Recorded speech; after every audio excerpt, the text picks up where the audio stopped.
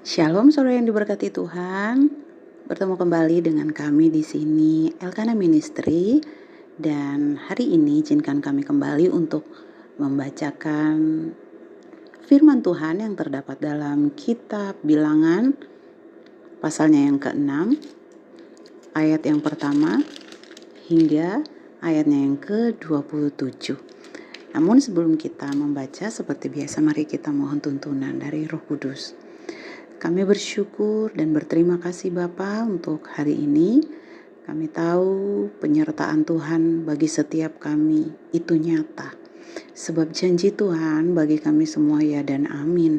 Kami percaya di tengah apapun yang sedang kami semua alami, kasih anugerah Tuhan terus memimpin kami, terus menaungi kami sampai pada hari ini. Kami akan membaca firman-Mu Bapa, mari Engkau berkati setiap kami, berikan kami tanah yang subur, sehingga ketika firman Tuhan diberikan, maka hati kami bisa menerima dengan pengertian dari Roh-Mu yang kudus.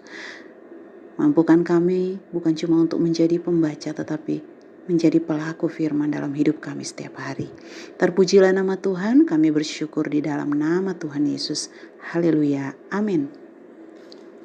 Saudara, mari kita membacakan kitab Bilangan pasalnya yang ke-6, dan sebagai informasi kami membacakan Alkitab setiap hari ini melalui Alkitab terjemahan IMB atau Indonesian Modern Bible. Bilangan pasalnya yang ke-6 ayat 1 hingga ayatnya yang ke-27. Berbicara tentang hukum tentang nazar.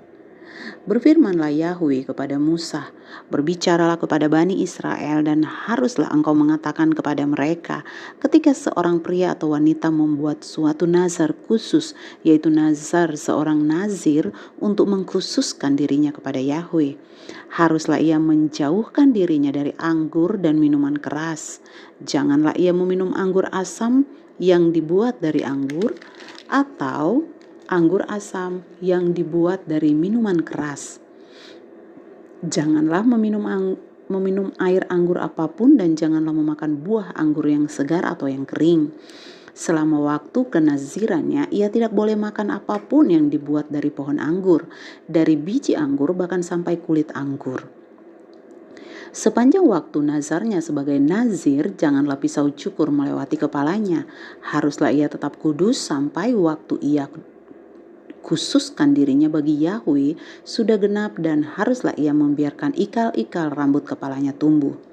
Selama waktu ia mengkhususkan dirinya kepada Yahweh, janganlah ia mendekat kepada orang mati. Janganlah ia mencemarkan dirinya ketika ayahnya atau ibunya atau saudara laki-lakinya atau saudara perempuannya mati, karena tanda kenazirannya kepada Elohim ada di atas kepalanya. Sepanjang waktu kenazirannya haruslah ia kudus bagi Yahweh.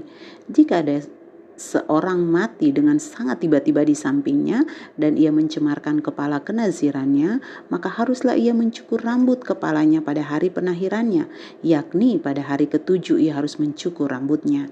Namun pada hari ke-8 ia harus membawa 2 ekor burung tekukur atau 2 ekor anak burung merpati kepada imam ke pintu kemah pertemuan. Imam haruslah mengolah yang seekor sebagai persembahan penghapus dosa, yang lain sebagai persembahan bakaran. Haruslah ia mengadakan penebusan baginya sebab ia telah berdosa karena mayat, dan haruslah ia menguduskan kepalanya pada hari itu juga. Haruslah ia mengabdikan hari-harinya sebagai nazir kepada Yahweh, dan haruslah ia membawa seekor anak domba berumur setahun sebagai persembahan pengganti kesalahan. Namun hari-hari yang telah lewat dianggap batal karena kenasirannya telah tercemar. Inilah Taurat tentang seorang nazir. Ketika hari kenazirannya digenapi, ia harus membawa persembahan ke pintu kemah pertemuan. Haruslah ia mempersembahkan persembahan kepada Yahweh, seekor anak domba jantan berumur setahun yang sempurna sebagai persembahan bakaran, seekor anak domba betina berumur setahun yang sempurna sebagai persembahan penghapus dosa, seekor domba jantan yang sempurna sebagai persembahan pendamaian. Satu keranjang roti tidak beragi dari tepung halus, yaitu roti bundar yang diolah dengan minyak, dan roti tipis tidak beragi yang dioles dengan minyak, dan persembahan sajiannya dan persembahan-persembahan curahannya. Lalu imam harus mempersembahkannya ke hadapan Yahweh, lalu haruslah ia mengadakan persembahan penghapus dosanya dan persembahan bakarannya. Imam haruslah menjadikan domba jantan itu sebagai kurban persembahan pendamaian kepada Yahweh bersama sekeranjang roti tidak beragi. Lalu haruslah imam mengolah persembahan sajian dan persembahan curahannya. Seorang nazir haruslah mencukur rambut kepala kenasirannya di pintu kemah pertemuan, lalu ia harus mengambil rambut dari kepala kenasirannya dan meletakkannya pada api yang ada di bawah kurban persembahan pendamaian.